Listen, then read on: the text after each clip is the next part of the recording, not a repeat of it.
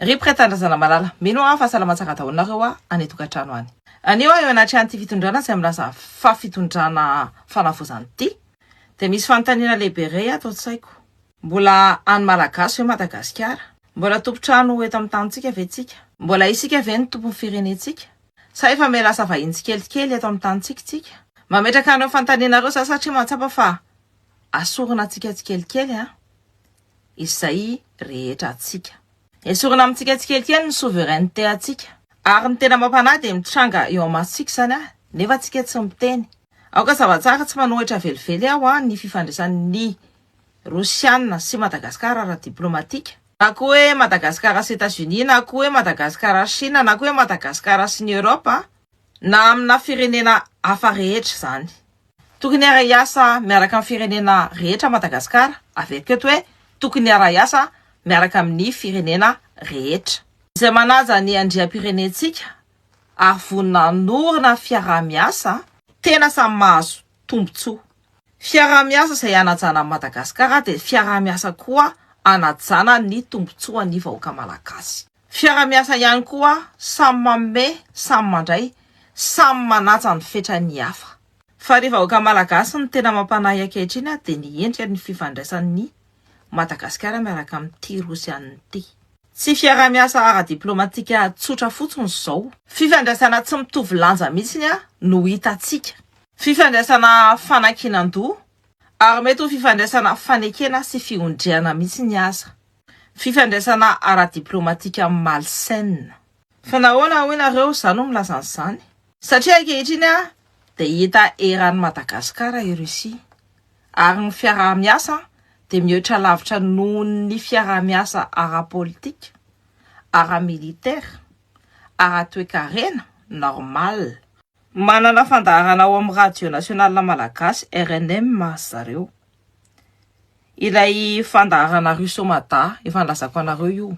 Mikarakara hetsika malalaka eny an-dalambe zareo ohatriny hoe any Rusia zany mihitsiny. Ohatriny hoe tanàna zany, ohatriny hoe Moscou zany Antananarivo. Amin'ny fetim-pirenetsika ny 26 juin, ny zareo mihitsy no star be tao. Ankehitriny de manomboka tamin'ny 9 juillet 2026 de manana fandaharana manokana ao amin'ny TVM ny Rosy. Tsika variana amin'le alajaza, ny zareo miditra ohatra amin'ny bibilava. Falnaravantsika rehetra manaraka izao fandaharana Rosamada eto amin'ny televiziona malagasy izao, fandaharana vaovao be iresantsika ny fiara-miasa eo amin'ny Madagasikara sy Rusia. Isa moa no mamatsy ny vola an'io televiziona io, ny vahoaka malagasy. Isa mamatsy ny vola ny Radio National Malagasy, ny vahoaka malagasy. Natao anompan'iza io televiziona io de natao anompan'iza koa io Radio National Malagasy io, ny vahoaka malagasy. Koa nahoana ireo fitaovana hainao manjery any Madagasikara amin'ny fanjakana malagasy lasa fitaovana propagandy Rusy. Lasa fitaovana propagandy ny vahiny. Aminareo normal ve zany? Ara-dalàna ve io? Mbola fifandraisana ara-diplomatika mahazatra ve zany? De aiza le fiaraha-miasa ara-partenariat lazaindrareo sy dradradradraindrareo? Raha ny ray afaka mitreran'ny toerana rehetra, afaka mivalapatra. Sady manakatina ny varavarany tsy azo idiran'le anankiray. Nefa le ray mamela ny zareo manao izay danany kibony. Lasaiza le réciprocité. Fa anga Madagasikara manana émission andavanandro ny Rosia. Fa anga Madagasikara manana programme permanent amin'ny télévision nationale la Russie. De afaka manao any Moscou tahaka ny ataon'ny solotena Rosiana ao Madagasikara ve ny solotena tsika malagasy. Manana fifandraisana amin'ny firenena maro i Madagasikara. Fa kosa tsy naka place ngeza be ao amin'ny TVM manao amin'ny RNM mareo. Na koa naka place teny an-dalambe. Manana fandaharana officiel ao amin'ny RNM veny Amerikanina. Manana programme sy émission ao amin'ny TVM veny sino. Contrôler any médiatika veny japonais. De manao fampelezan-kevitra politika ao anatin'ny andrim-panjakana tsika ve, ny politika zany, ny allemand. De mampiasa contrôle be de be ao Madagasikara ve ny frantsay. De nahoana nomena amin'ny firenena iray izay tsy omentsika amin'ny firenena rehetra. Averiketo indray tsy ny fifandraisana miaraka amin'ny Rosia, ny olana amiko. Ny olana de ny endriky ny fifandraisana io. tokony hanaja ny andriampanjakana antsika izy tokony hanaja ny fiandriam-pirenentsika izy ary tokony hanaja ny fahaleovantenantsika izy. Andaontsika aka exemple simple.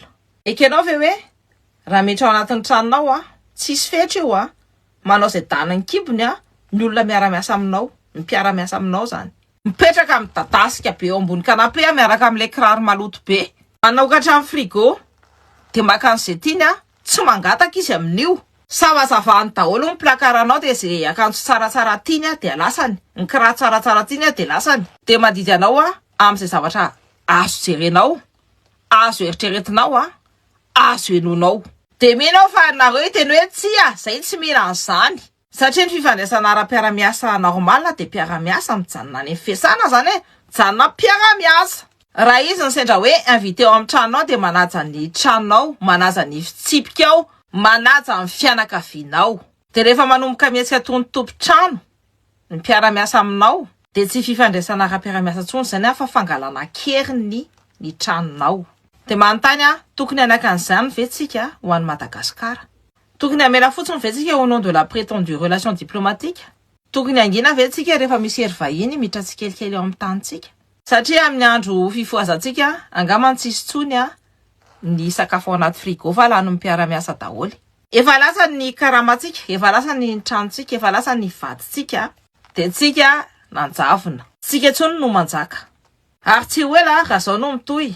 Ny RNM dia ho lasa Radio Nationale Russe, RNR. Dia ny TVM lasa TVR, Télévision Nationale Russe. Dia tsy manjagaga raha miteny ny PRRM hoe tsy maleo tena atsika malagasy.